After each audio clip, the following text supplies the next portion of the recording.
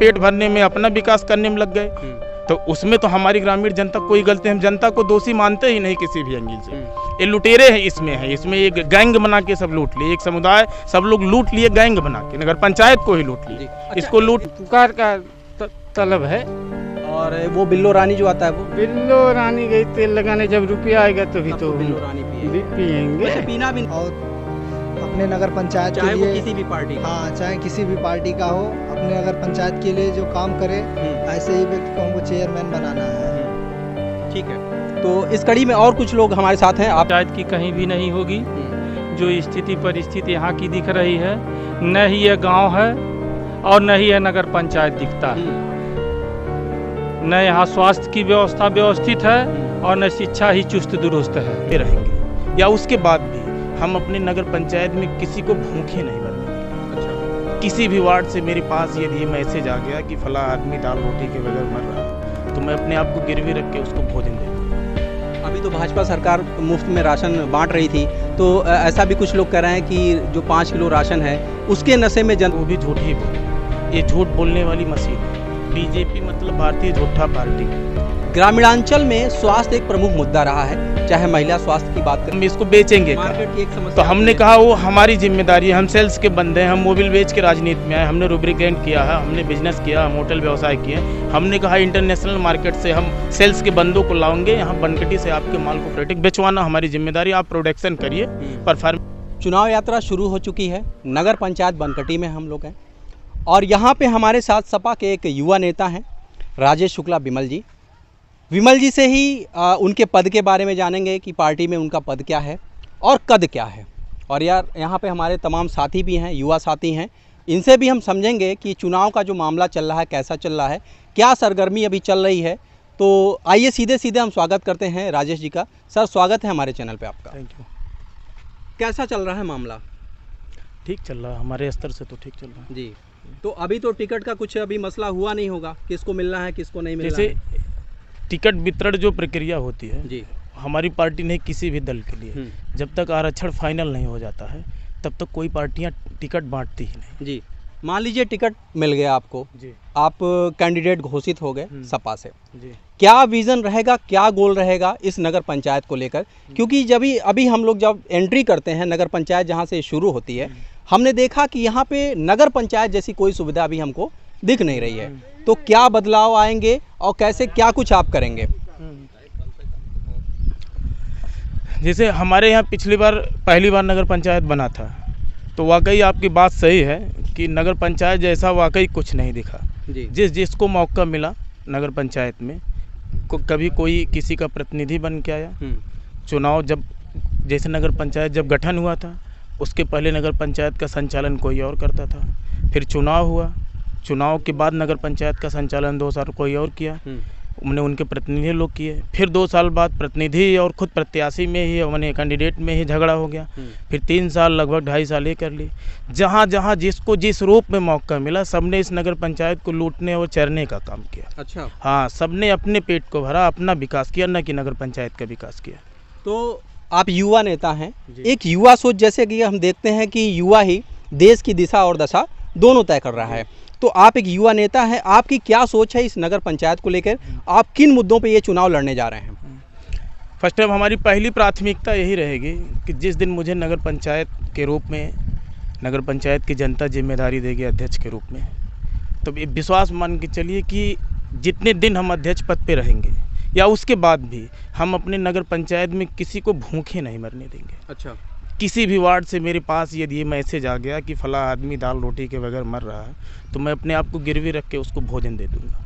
अभी तो भाजपा सरकार मुफ्त में राशन बांट रही थी, तो ऐसा भी कुछ लोग कह रहे हैं कि जो 5 किलो राशन है उसके नशे में जनता जो है वो भाजपा के पाले में गिरी पड़ी हुई है, तो कैसे आप मैनेज कर पाएंगे चीज़ों को?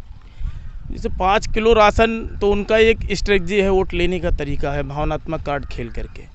जब मेन मुद्दे पे आप जब जाएंगे, न रोजगार दे पा रहे हैं, न विकास के लिए कोई इनकी न कोई नीति साफ है, न इनकी कोई नीयत साफ है। और रही बात झूठ की, तो जब दिल्ली लाल किले और पार्लियामेंट से झूठ बोला जाता है, मोदी अमित शाह जी जैसे लोग 15 अगस्त 26 जनवरी पे झूठ का पिटारा खोल देते हैं, तो उनके प्रतिनिधि और जनप्रतिनिधि, यहाँ का सांसद विधायक, जब ट्रेनिंग उसको झूठ मिलेगी तो यहाँ सच का पाठ थोड़ा पढ़ाएगा, वो भी झूठ ही बोलेगा। ये झूठ बोलने वाली मशीन है। बीजेपी मतलब भारतीय झूठा पार्टी। ग्रामीणांचल में स्वास्थ्य एक प्रमुख मुद्दा रहा है, चाहे महिला स्वास्थ्य की बात करें चाहे ग्रामीणों के स्वास्थ्य की बात करें। क्या कुछ इस नगर पंचायत में आप करने वाले हैं जिससे यहाँ के लोग जो हैं वो मुख्यालय या अन्य बड़ी जगहों पे स्वास्थ्य सुविधाएं लेने के लिए जाते हैं, वो यहाँ पे बड़ी आसानी से यहाँ पे पा सकें?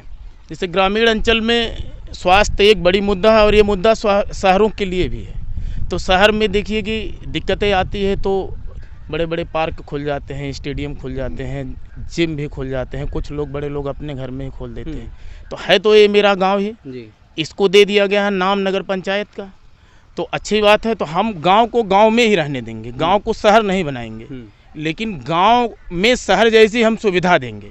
जब क्योंकि मेरी आत्मा गांव में बसती है, हम एक भारत की आत्मा गांव में बसती है। हम खुद गरीब किसान के बेटे हैं, कर्मचारी के बेटे हैं, ठीक है। हमारी भी निष्ठा आत्मा सब कुछ गांव में ही रहती है। हम गांव को गांव मान के ही गांव ही रहने देंगे, लेकिन इसमें शहरों जैसी सुविधा हम देंगे।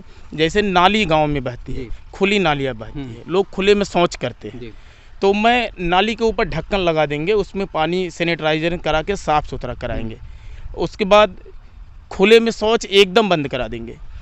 और स्वास्थ्य की बात करेंगे तो जैसे स्वास्थ्य जब तक हम ज़मीनी स्तर पे समय से लोग उठेंगे नहीं, हमारा प्रयास रहेगा।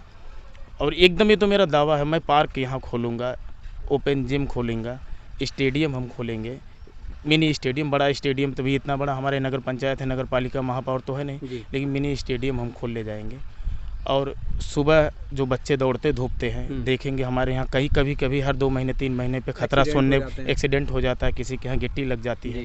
तो इन सब चीज़ों पे हमारा विशेष ध्यान रहेगा। ग्रामीण परिवहन की बात करें तो हम देखते हैं कि यहाँ से ऑटो हो गया या जीप हो गया, छोटे साधन होते हैं, वो जाते हैं मुख्यालय तक चले जाते हैं, लेकिन हम देखते हैं कि यहाँ पे परिवहन की सुविधा प्रॉपर नहीं रहती है। ऐसे में क्या ऐसा आप करेंगे जो नगर पंचायत के यहाँ के लोगों के, जो ग्रामीण क्षेत्र के लोग हैं, वो बड़े शहरों तक आसानी से पहुँच पाएँ, रास्ता अपना सुगमता से तय कर पाएँ?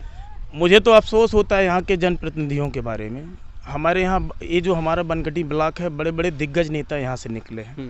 राम प्रसाद चौधरी से लेकर जगदम्बिका पाल से लेकर के, राजमणि पांडे से लेकर के, दयाराम चौधरी जी से लेकर के बहुत सीनियर नेता निकले हैं। जब यहाँ परिवहन की बात आती है, लोगों की विवेक शून्य हो जाता है। 5 साल हुआ नगर पंचायत, 6 साल हुआ नगर पंचायत का गठन हुए, नगर पंचायत में परिवहन सुविधा 0 के बराबर है। हम आपको विश्वास दिलाता हूँ आपके चैनल के माध्यम से, सरकार किसी की भी रहेगी, यदि हमें अध्यक्ष पद मिलता है या नहीं भी मिलता, फिर भी हम प्रयासरत हैं। हम परिवहन मंत्री से कह करके बनकटी और देईसाड़ से उत्तर प्रदेश की राजधानी तक के लिए सरकारी बस और यहाँ से लेकर के ज़िले तक के लिए सरकारी बस हम जरूर उपलब्ध करवाएंगे। आज़ाद भारत में महिलाओं की स्थिति जैसी हम एक कल्पना करते हैं उस तरह से आज भी नहीं हो पाई है। अगर हम बात करें महिला सशक्तिकरण की, तो ग्रामीण स्तर जो है, ग्रामीण स्तर पे आप क्या ऐसी चीज़ें मुहैया कराएंगे जो यहाँ की महिलाएं उस काम को करें और वो अपने पैरों पे खड़ी हो पाएँ, स्वावलंबी बन पाएँ? देखिए, मेन रूप से महिलाएं जहाँ तक मैं समझता हूँ सृष्टि की रचयिता है। हम हैं, आप हैं, यहाँ कोई भी खड़ा है तो ये महिलाओं की देन है, ठीक है। ये तो स्वयं एक पूजनीय है, माँ जगत जननी जगदम्बे की एक रूप होती है। इनको इनका अधिकार मिलना चाहिए। और आपने सुना होगा स्वयं समूह केंद्र, जी, स्वयं सहायता समूह केंद्र। एक पापड़ अपने देश में आया है, लिज्जत पापड़। जब बना था स्टार्टिंग में एक ज़िले एक ब्लॉक का था, लेकिन आज पूरे देश में क्या इंटरनेशनल मार्केट में लिज्जत पापड़ जाना जाता है। जब हम उनको मौका देंगे, जब हम उनको अवसर देंगे, तभी तो ये महिलाओं द्वारा बनाया हुआ पापड़ है। आज हर जगह हर बनिए की दुकान पे आप चले जाएंगे, लिज्जत जरूर मिलेगा। एक ब्रांड जैसे पार्ले बिस्किट बिक चुका है, तो वैसे लिज्जत पापड़ एक ब्रांड बिक चुका है।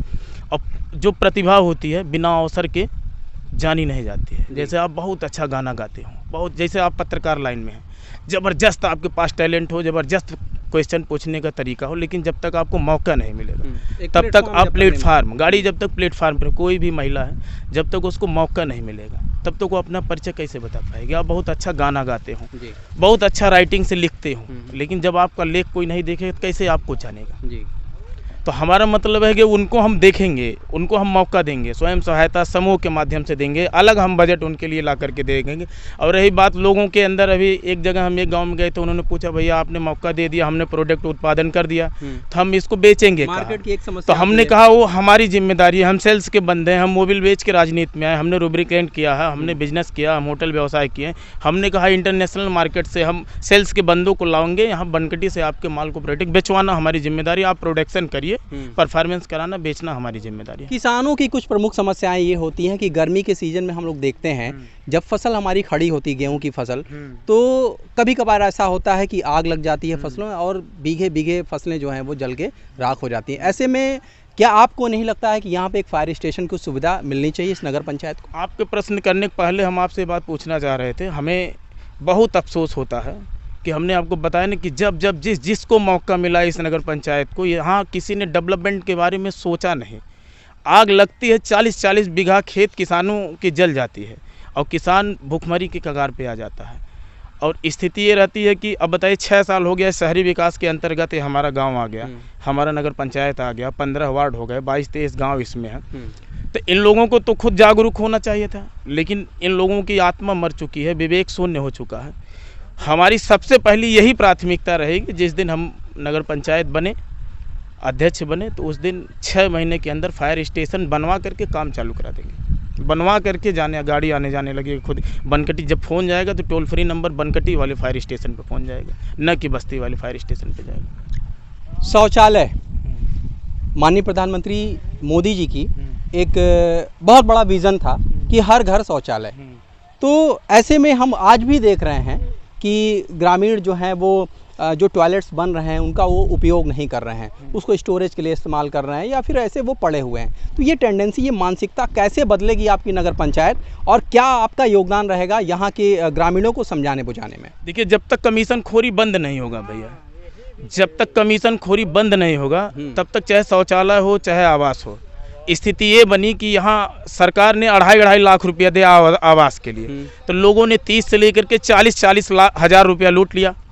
जैसे आपके खाते में 2.5 लाख रुपए आता है, आप गांव के गरीब हैं, आपसे चेयरमैन या उसका प्रतिनिधि या उसके चंगू मंगू या उसके दलाल 40,000 रुपया उस आवास के नाम पे लूट लेंगे। एक तो शुद्ध रूप से 2.5 लाख रुपया कम पड़ता है। यदि आपको 2 कमरे का मकान बनवाना हो, शुद्ध रूप से 3.5 लाख रुपया। यदि गांव का गरीब आदमी 3.5 लाख रुपया मिलता है, एक तो 1 लाख रुपया अपने पास से लगा रहा, उसी में 40,000 रुपया लोग लूट ले रहे हैं। जब उसको 3.5 लाख रुपया लगाना है आवास में और सरकार 2.5 लाख रुपया दी, 1 लाख तो खुद लगा रहा है। और 2.5 में भी ऐसे यहाँ शिकायतें हुए, भैया सुनेंगे दांतों तरी उंगली दबा देंगे। जो किसी को गिट्टी उधार दे दिया तो 1,000 रुपया टाली का रेट बढ़ा दिया। हमारे यहाँ चेयरमैन साहब लोग थे, उन लोगों की यही रवैया थी कि उधार ले जाओगे तो 40 रुपया सीमेंट महंगा दे देंगे, तो 1,000 रुपया टाली मोरंग दे देंगे, तो 1,000 रुपया गिट्टी। एक आवास पे 40 हज़ार से लेकर के 50 हज़ार रुपया तक वसूली है। अब बताइए 12,000 रुपये का आवास आता है, उसमें 3 हज़ार रुपया लूट लिया गया। तो गाँव गरीब जनता उसमें कंडा नहीं रखेगा तो क्या रखेगा? दीवार तो खड़ा कर दिया, तो सीट कहाँ से लगाए, फिर टोटी कहाँ से लगाए? तो ये तो जनप्रतिनिधियों की दिक्कत है ना, वो अपना पेट भरने में, अपना विकास करने में लग गए। तो उसमें तो हमारी ग्रामीण जनता कोई गलती, हम जनता को दोषी मानते ही नहीं किसी भी एंगल से। ये लुटेरे हैं, इसमें एक गैंग बना के सब लूट लिए, एक समुदाय सब लोग लूट लिए, गैंग बना के नगर पंचायत को ही लूट लिए। अच्छा, इसको लूट मार का अखाड़ा बना दिया। एक चीज़ हम और देखते हैं, अभी हाल में हमने देखा कि बारिश कम हुई, औसतन जो वर्षा होनी चाहिए थी वो नहीं हुई। नहरें, जहाँ नहरों की सुविधा थी वहाँ नहरों में तब पानी छोड़ा गया जब पानी की ज़रूरत नहीं थी, और जब ज़रूरत थी तब एक एक बूंद पानी के लिए किसान तरस गए। तो इस पे आप क्या कहना चाहेंगे जो वर्तमान सरकार है, क्या वर्तमान सरकार की ये उदासीनता नहीं? ये तो सरासर सिस्टम की लापरवाही है, सरकार के विवेकहीन लापरवाही पूर्वक ये रवैया है। इस पे अधिकारियों कर्मचारियों के ऊपर कठोर से कठोर कार्रवाई की जाए, उनको सजा दिया जाए, हम इतने आपसे कहेंगे। रोजगार के मामले में ये सरकार बहुत अच्छी नहीं मानी जा रही है, जैसा कि विश्लेषण हम लोग करते हैं और देख भी रहे हैं, ये ग्राउंड लेवल की बात है, इसमें कोई ऐसी बात नहीं है।